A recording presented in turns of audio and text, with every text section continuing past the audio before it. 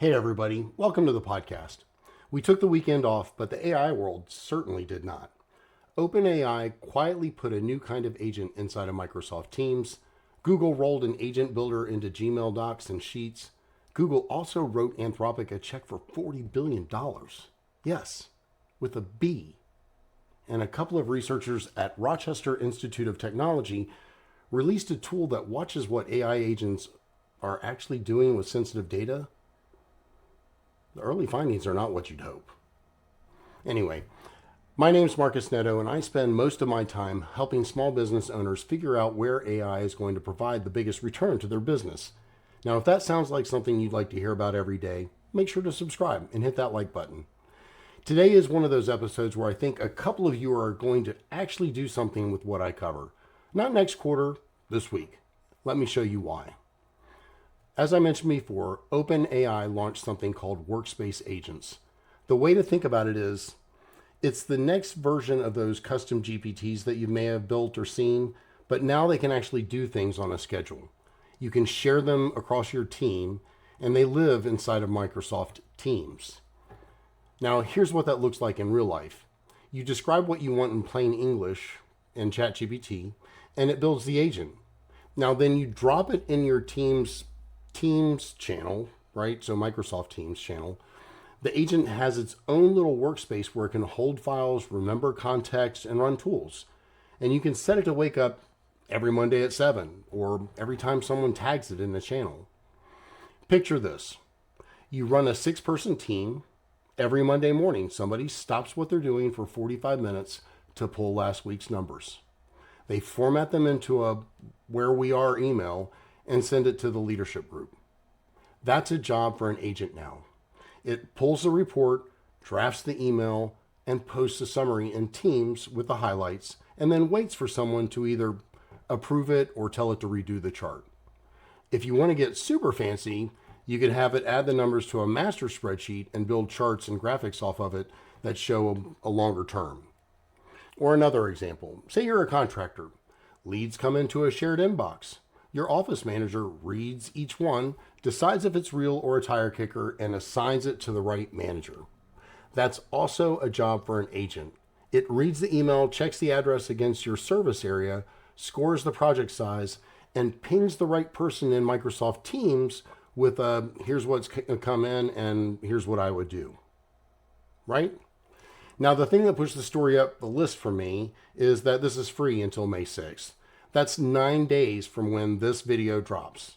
Now, after that, credit-based pricing, which is fine, but the free window is real and it's short. And if past history is any indication, you can use it a lot more during the free period than you'll be able to do when they start charging for it. So if you've got ChatGPT for business or enterprise, and a lot of you do, open it up this week.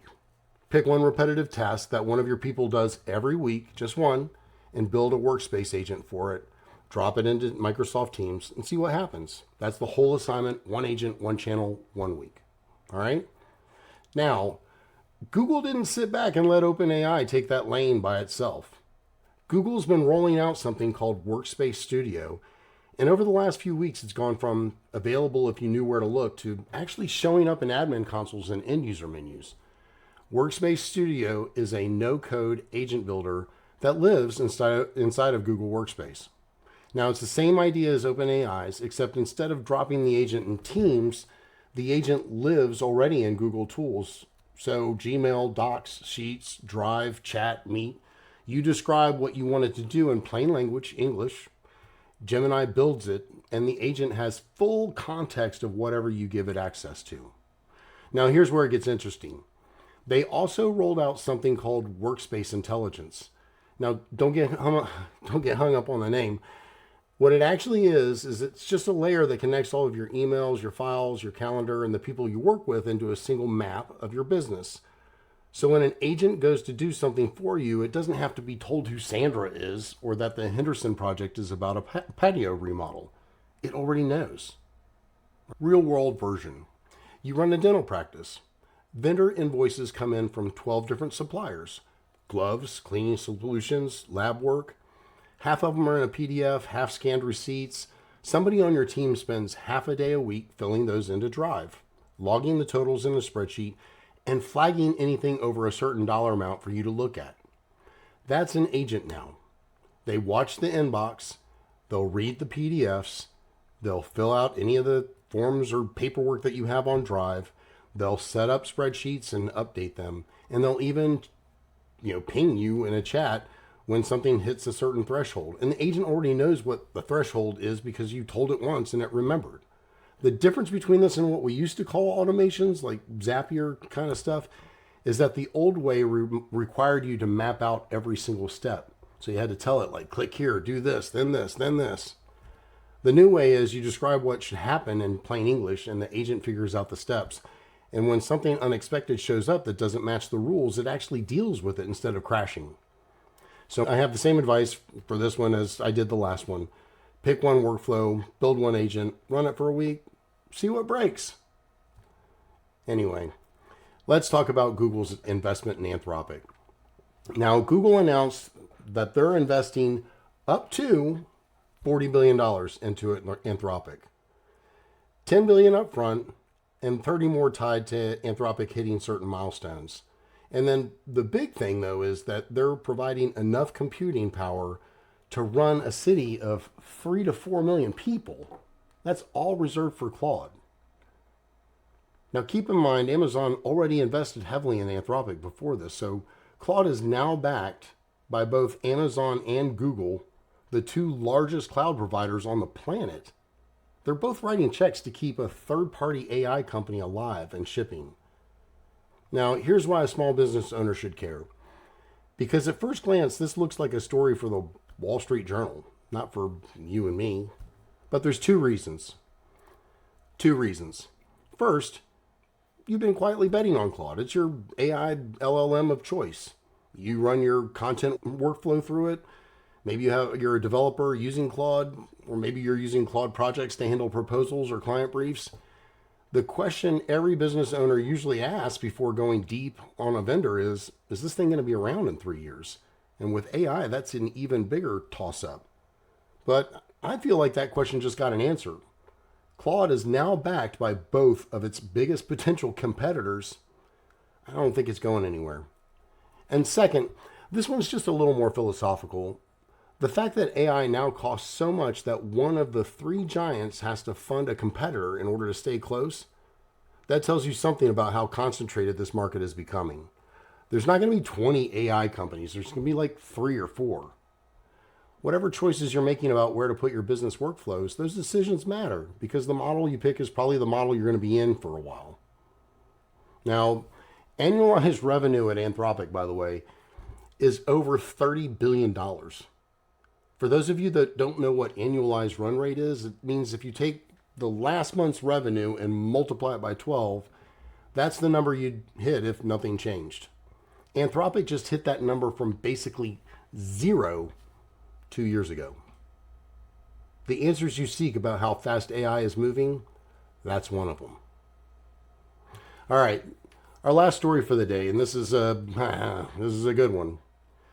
This is one that should make you slow down a little because the first 3 stories on this episode are all like accelerator, go, go, go. They're going to push you toward putting agents, into your, workflow right now, right? Well, a couple of researchers at RIT, so they released a tool called Odd Agent. What this tool does is it monitors what AI agents are actually doing with the sensitive data that you give them access to. Now, are they refusing to handle social security numbers? Are they following the privacy policies in their company's post? Are they doing what they say they're doing?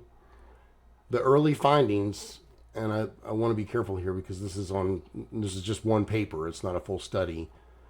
But the early findings are that the agents built on Claude, Gemini, DeepSeek, whatever, did not reliably refuse to handle social security numbers when asked. Now, here's the part where I want you to pay attention. We just spent 2 stories talking about how easy it is to build an agent and drop it in your inbox. And it is easy. But the agent will, by default, do whatever the workflow tells it to do. If you point it at a customer database that has sensitive information, driver's license numbers, social security numbers, medical info, payment info, the agent doesn't have your judgment. It has whatever the model decided was acceptable today. which apparently isn't always great. So, practical advice: before you put an agent on anything that touches a customer record, run a test. Take a fake record with fake sensitive data in it, so fake social security number, fake card number, all that stuff, and ask the agent to process it. See what it actually does with the sensitive parts. If the agent emails the social security number to your accountant, you have a problem. If it strips it out before sending, you're in better shape. So here's where we are after a weekend. OpenAI put a real agent inside of Microsoft Teams and made it free until May 6th. Google did the same inside of Gmail, Docs, and Sheets. Google bet $40 billion that Claude is going to be one of the 2 or 3 AI companies that survives. And researchers in upstate New York reminded us all that agents will happily do things that you didn't want them to actually do. Now, the thing to take away from this is agents went from interesting to embedded in the tools you already use without anyone really announcing it. There's no day one for this stuff. It's just here.